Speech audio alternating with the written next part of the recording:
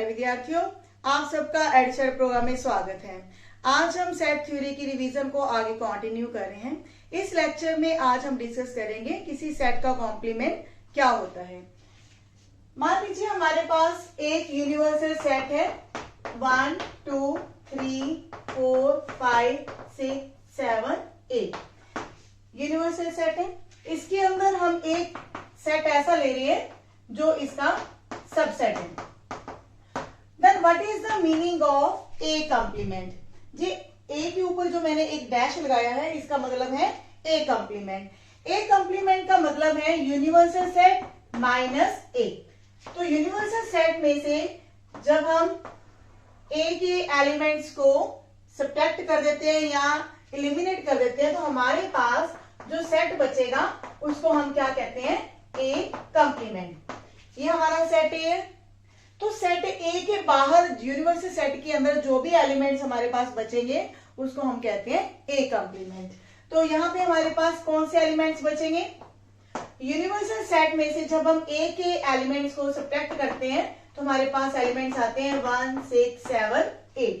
तो यहां से हमारे पास एक डेफिनेशन बन जाती है ए कॉम्प्लीमेंट की कि A complement is the set of all the elements of universal set which are not the elements of set A। यानी कि ये वो सेट है जिसके अंदर वो एलिमेंट्स होंगे जो सेट A के एलिमेंट्स नहीं है।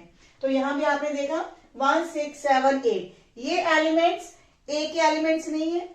तो ये एलिमेंट कौन से हैं? ये यूनिवर्सल सेट के वो एलिमेंट्स हैं जो सेट A के एलिमेंट्स नहीं है। यानी कि हमने क्या किया था? यूनिवर्सल सेट में से ए के एलिमेंट्स को हमने निकाल दिया तो हमारे पास क्या बचता है? A complement. इसके बाद हम देखते हैं कि जो ए कॉम्प्लीमेंट है इसके ऊपर कौन कौन से लॉ लागू होते हैं। जब हम ए कॉम्प्लीमेंट का कॉम्प्लीमेंट लेते हैं तो वो हमारे पास क्या आ जाता है? सेट ए। क्योंकि जब हमारे पास ये यूनिवर्सल सेट ये हमारा सेट ए है, सेट ए के बाहर वाले जो एलिमेंट्स है ये हमारे पास क्या आते हैं? A complement. लेकिन जब हम ए कॉम्प्लीमेंट का कॉम्प्लीमेंट लें यानी कि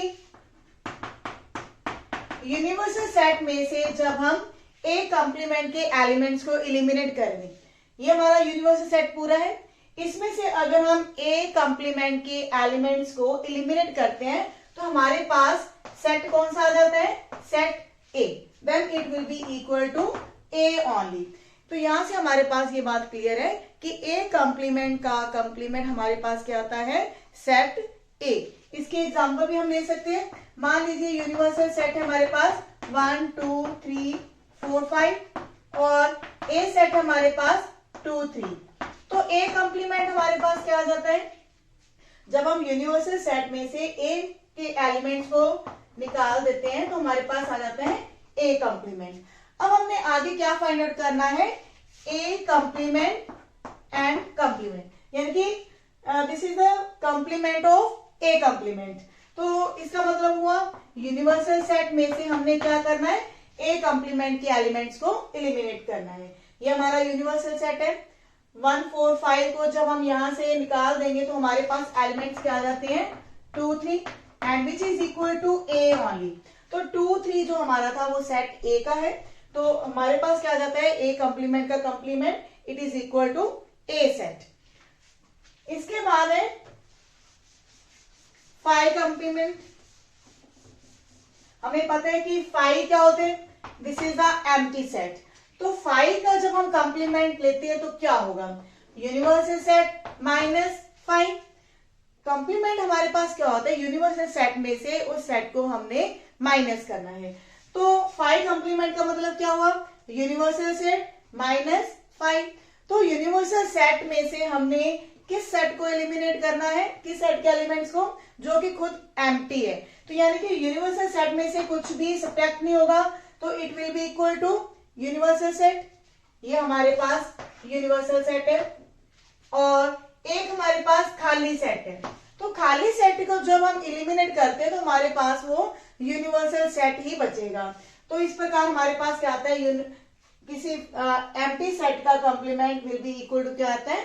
यूनिवर्सल सेट। और इसी प्रकार यूनिवर्सल सेट का कंप्लीमेंट क्या होगा। देखिए यू में से हमने यू को सब्ट्रैक्ट करना है, यानी कि यूनिवर्सल सेट में से हमने यूनिवर्सल सेट को ही जब हम निकाल देंगे तो हमारे पास क्या आ जाता है 5। ऑब्वियस है कि जब हम पूरे सेट को ही एलिमिनेट कर देते हैं तो हमारे पास कौन सा सेट बचेगा, empty set. Next is A union B complement. अब जब हम इसको डिफाइन करते हैं A union B complement, it will be equal to A complement intersection B complement, and similarly A intersection B complement will be equal to A complement union with B complement. ये हमारे पास आता है De Morgan's law. ये कौन सा law है, De Morgan's law. इसके according क्या है कि अगर हम किसी दो सेट की यूनियन का कॉम्प्लीमेंट लेते हैं तो वो किसके इक्वल आता है, A complement intersection with B complement, and similarly with A intersection B complement. तो इसको हम प्रूव कैसे करें। देखिए अगर हम एक यूनिवर्सल सेट लेते हैं और उसके अंदर दो सेट ए और बी ले लेते हैं तो इस लॉ को हम कैसे प्रूव करेंगे। Let the universal set is 1 to 7, A set being 1, 2, 4 and B set is 2, 4, 5, 6। अब हम ले रहे हैं left hand side. Left hand side में हमारे पास क्या है, A यूनियन B कंप्लीमेंट। तो इसके लिए पहले हम डिफाइन करेंगे A union B। A union B का मतलब the elements which are the elements of A or the elements of B। तो हमने A union B find out करनी है, then it will be equal to 1, 2, 4, 5, 6। तो अब इसका कॉम्प्लीमेंट क्या होगा, यूनिवर्सल सेट में से हमने क्या करना है, A यूनियन B के एलिमेंट्स को निगलेक्ट करना है। यूनिवर्सल सेट हमारे पास ये है और ये एलिमेंट्स को हम जब सब्ट्रैक्ट करते हैं तो हमारे पास एलिमेंट आते हैं 3 and 7। Now what is the right hand side. Right hand side में हमारे पास क्या है, A complement intersection with B complement. तो इसके लिए हमें फाइंड आउट करना होगा सबसे पहले A complement and B complement. A complement क्या होगा, यूनिवर्सल सेट माइनस ए।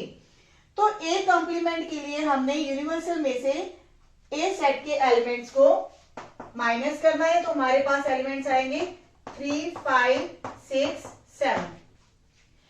और हम इसको इस तरह से भी रीड कर सकते हैं कि यूनिवर्सल सेट में से हमने क्या करना है, दोनों के जो इंटरसेक्शन है वो एलिमेंट्स को हमने एलिमिनेट करना है। इसी प्रकार जो बी कंप्लीमेंट है it will be equal to universal set minus B. तो ये हमारा बी सेट है तो हमारे पास एलिमेंट्स बचेंगे 1, 3 and 7। तो अब हमारे पास ए कंप्लीमेंट हुआ 3, 5, 6, 7। इनकी इंटरसेक्शन लेनी है दूसरे सेट के साथ जिसमें एलिमेंट्स है 1, 3, 7। तो इंटरसेक्शन का मतलब है कॉमन एलिमेंट्स। दो सेट्स के कॉमन एलिमेंट्स क्या है, हमारे पास 3 है देन 7। तो हमारे पास एलिमेंट्स आएंगे 3 and 7। तो देखिए लेफ्ट हैंड साइड और राइट हैंड साइड आपस में इक्वल है। तो इस तरह से हमारा जो डी मॉर्गन्स लॉ है वो प्रूव हो जाते हैं।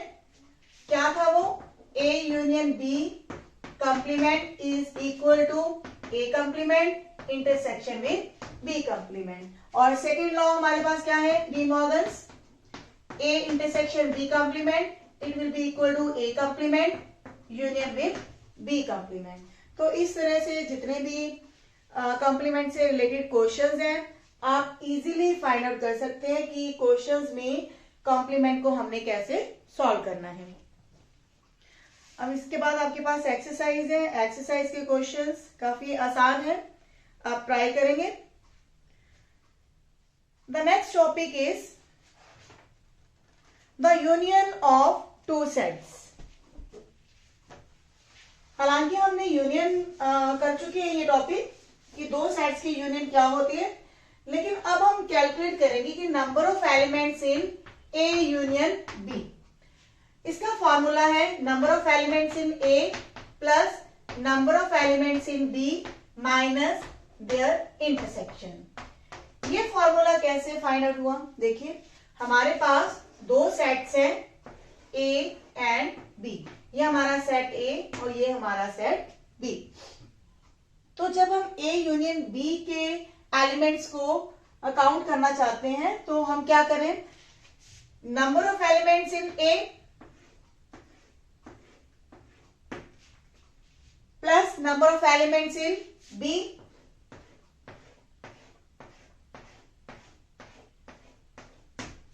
तो जब हम दो सेट्स के एलिमेंट्स को ऐड करते हैं तो ये हमारा जो कॉमन एरिया है, या जिसको हम कह सकते हैं कि intersection, this part is A intersection B. इसको हमने वेन डायग्राम के अंदर पहले से इसको रीड कर लिया था।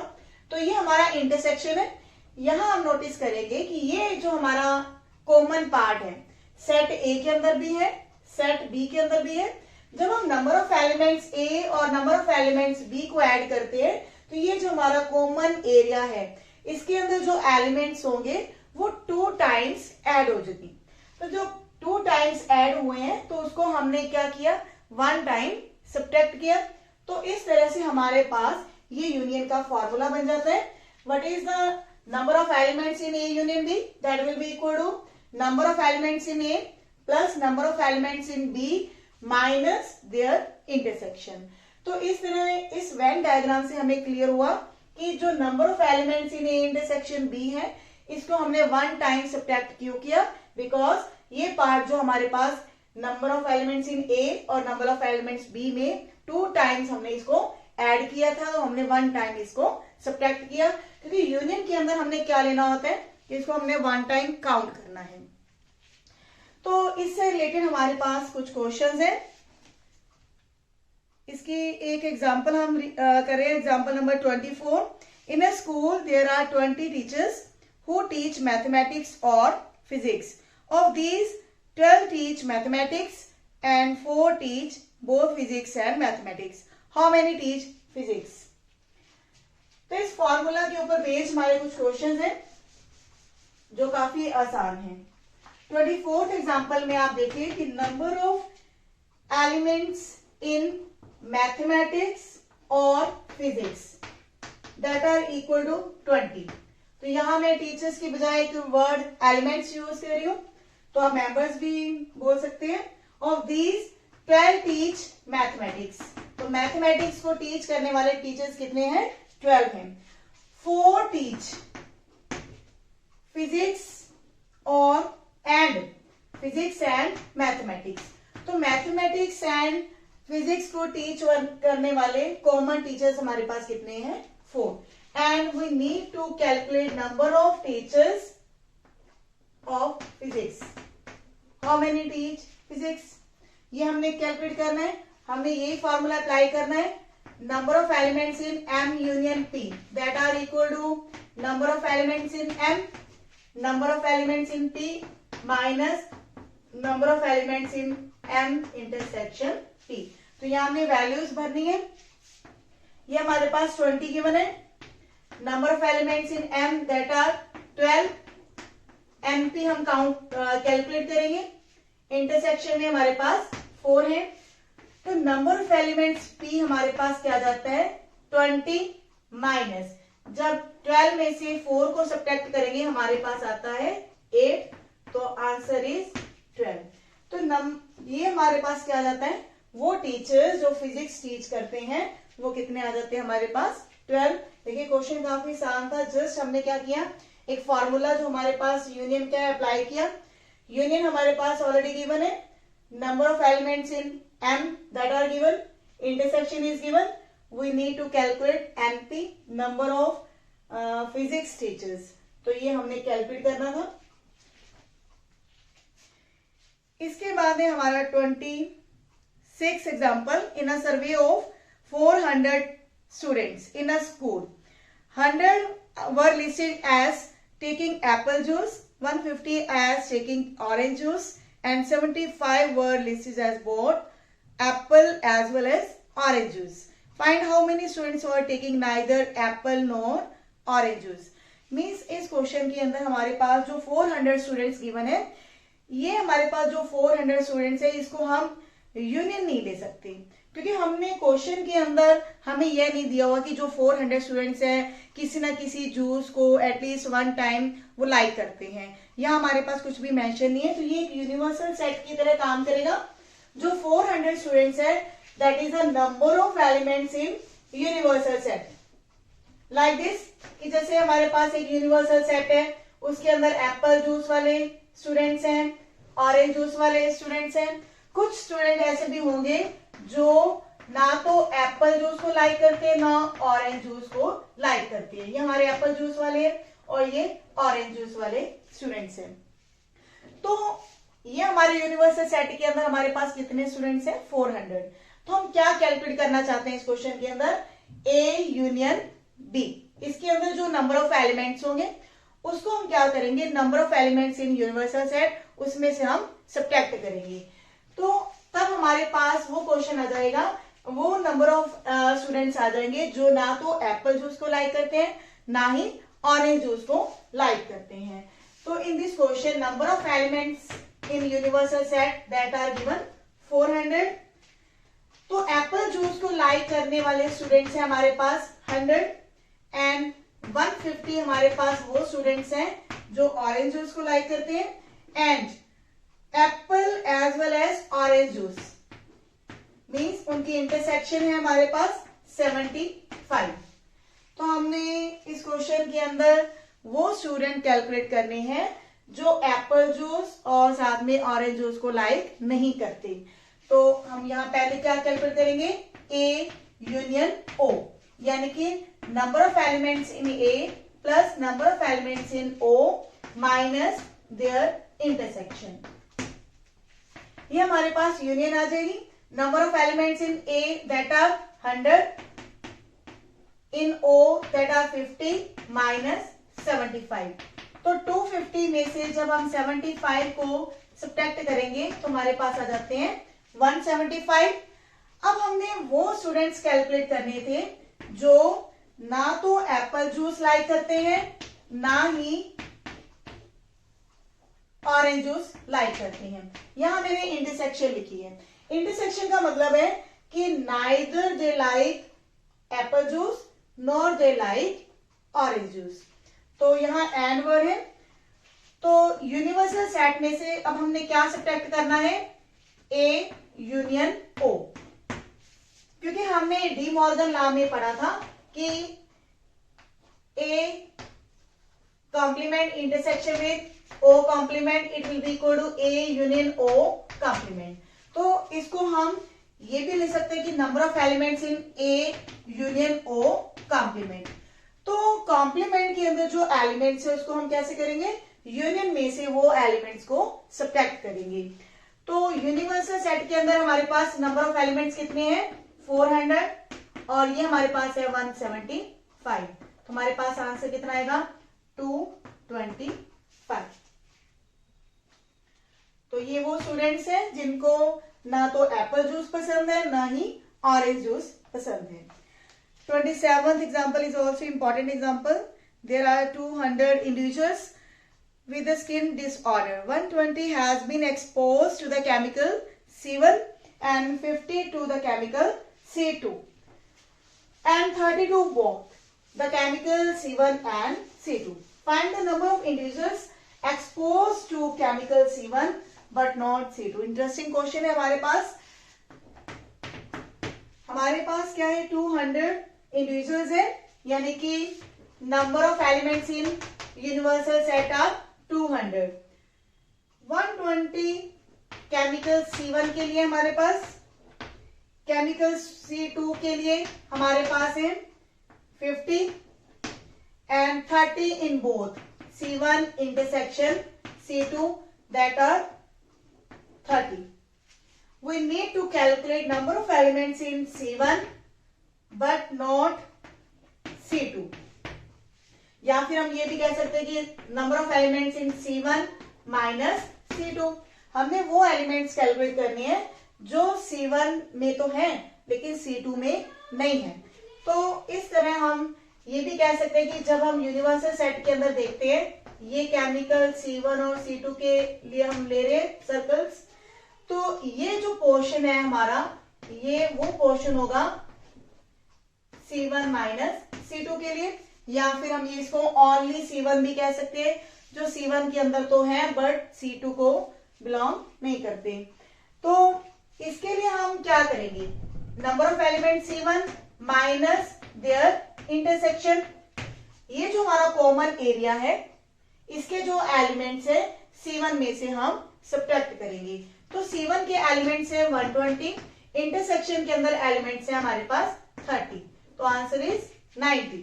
ये हमारा था first part. Now what is the second part, C1 chemical C2 but not C1, chemical C2 but not C1, तो इसको हम इस तरह से भी लिख सकते हैं C2 माइनस C1, और it can be written as number of elements in C2 minus their intersection elements. यानी कि अब हमने ये वाला पोर्शन जो है, इसके अंदर नंबर ऑफ एलिमेंट्स को फाइंड आउट करना है, जो C2 को तो बिलोंग करते हैं but they doesn't belong to C1, यानी कि उनके जो कॉमन एलिमेंट्स है उनको हम C2 में से सब्ट्रैक्ट करेंगे। तो C2 के अंदर हमारे पास एलिमेंट्स कितने हैं, 50 minus 30 and it will be equal to 20। तो इस तरह से हमारे पास ये एलिमेंट्स 90 आ चुके हैं और ये 20 है and common elements are 30। Now third part is chemical C1 और केमिकल C2। तो थर्ड पार्ट हमारा वैसे भी आसान है, यूनियन का फॉर्मूला है, और अगर हम वेन डायग्राम से सॉल्व करते हैं तो हमारे पास वेन डायग्राम में क्वेश्चन सॉल्व हो चुके हैं यूनियन का। यूनियन के लिए हमने ये नंबर ऑफ एलिमेंट्स जो C1 में है C2 को बिलोंग नहीं करते, और ये वो एलिमेंट्स है जो C2 को बिलोंग करते हैं लेकिन C1 को बिलोंग नहीं करते, और ये दोनों के कॉमन एलिमेंट्स, इन तीनों को जब हम ऐड करते हैं तो हमारे पास number of elements in union वो आ जाएंगे, that are 90 plus 30 plus 20, then it will be equal to 140। तो इसको कैलकुलेट करने का दूसरा प्रोसीजर हमने मेथड जो है फॉर्मूला वो डिस्कस किया हुआ है, number of elements in C1 number of elements in C2 minus their intersection. तो ये एलिमेंट C1 के अंदर हमारे पास है 120, these are 50 and these are 30। तो इस तरह से भी हमारे पास आंसर सेम आएगा 140। तो देखिए ये क्वेश्चन जो हमारा थर्ड पार्ट था इसको हमने सॉल्व किया वेन डायग्राम से, ये जो पार्ट हमने सॉल्व किया यूजिंग फॉर्मूला। तो दोनों ही मेथड सही है, चाहे आप वेन डायग्राम से सॉल्व करें चाहे आप फॉर्मूला लगा के, आंसर हमारा सेम ही आएगा। इसके बाद हमारे पास एक्सरसाइज के क्वेश्चन है। एक्सरसाइज के जितने भी क्वेश्चन है इसी फॉर्मूला के ऊपर बेस्ड हमारे पास क्वेश्चन है। कुछ क्वेश्चन ऐसे भी हैं जो 3 सेट्स के ऊपर डिपेंड करते हैं, उनको हम डिस्कस करेंगे आज। मान लीजिए हमारे पास 3 सेट ऐसे दिए हुए हैं, A, B और C, and we need to write the formula for A union B union C। तो इसमें भी हम करेंगे number of elements in A plus number of elements in B plus number of elements in C। जब हम number of elements A को add करते हैं B के साथ तो आप देखेंगे कि ये जो इनका कॉमन पोर्शन है A इंटरसेक्शन B का, ये हमारे पास कॉमन एरिया है A इंटरसेक्शन B, ये हमने 2 टाइम्स ऐड किया, तो 1 टाइम हम क्या करेंगे, इसको सब्ट्रैक्ट करेंगे। सिमिलरली जब हम C को भी ऐड कर देते हैं तो 2 कॉमन एरिया हमारे जो है और ऐड हो जाते हैं 2 टाइम्स। एक तो हमारे पास ये है B इंटरसेक्शन C और ये हमारे पास है A इंटरसेक्शन C, तो हम इनको 1 टाइम जो है सब्ट्रैक्ट कर देते हैं। अब इसके बाद क्या होगा, देखिए ये जो हमारा तीनों का जो इंटरसेक्शन है ये वो एरिया है जिसमें A intersection B intersection C आती है। ये एरिया 3 टाइम्स ऐड हुआ, ए में भी, बी में भी, सी में भी। जो तीनों का कॉमन है part, A intersection B intersection C, ये तीनों को जब हम एलिमेंट्स को जब ऐड करते हैं तो 3 टाइम्स हमने इसको ऐड किया। उसके बाद जब हमने सब्ट्रैक्ट किया ए इंटरसेक्शन बी, तो ए इंटरसेक्शन बी के अंदर ये 1 टाइम सब्ट्रैक्ट हो गया, सेकेंड टाइम इसमें सब्ट्रैक्ट हुआ, थर्ड टाइम इसमें सब्ट्रैक्ट हुआ, क्योंकि ये एरिया इसमें भी आता है, बी इंटरसेक्शन सी में भी आता है, और ये आता है ए इंटरसेक्शन सी में भी।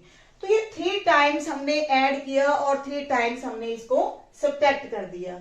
लेकिन हमें जो यूनियन है, यूनियन के अंदर हमें हर पोर्शन चाहिए होता है।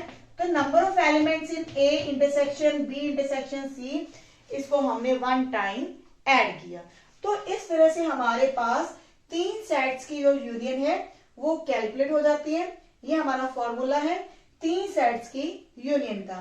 Number of elements in A plus number of elements in B plus number of elements in C minus number of elements in A intersection B minus number of elements in B intersection C minus number of elements in C intersection A plus number of elements in A intersection B intersection C, इसको हमने add किया। तो इससे related हम एक question करने जा रहे हैं मिसलेनियस एक्सरसाइज में से। हमारे पास मिसलेनियस एक्सरसाइज का 16 क्वेश्चन है। In a survey it was found that 21 people like product A, 26 like product B. तो क्वेश्चन को जब हम सॉल्व करते हैं तो चाहे तो आप वेन डायग्राम से सॉल्व करें, चाहे यूजिंग फॉर्मूला,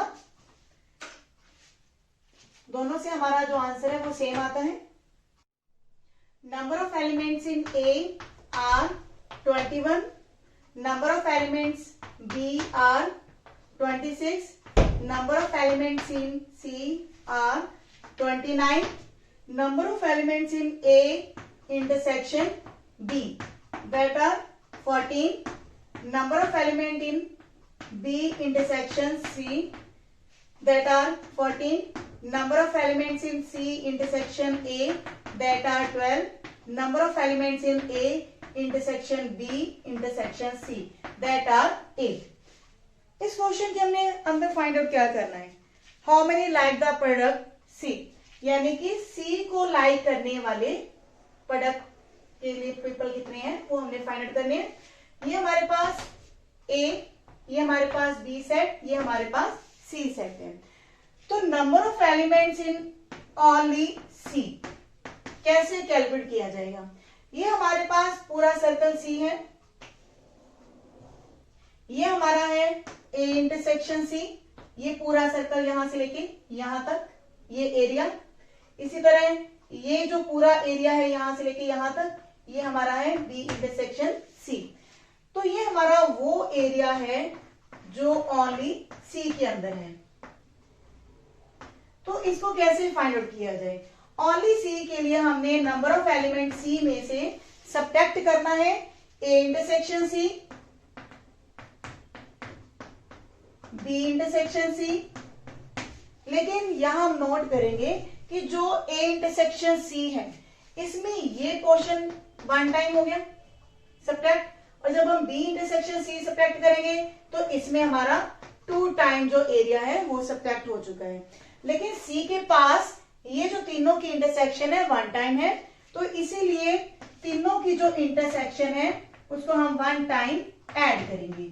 तो हमारे पास ये ओनली सी के लिए फॉर्मूला बन जाता है number of elements in C minus number of elements in A intersection C minus number of elements in B intersection C plus number of elements in intersection of all that are 8।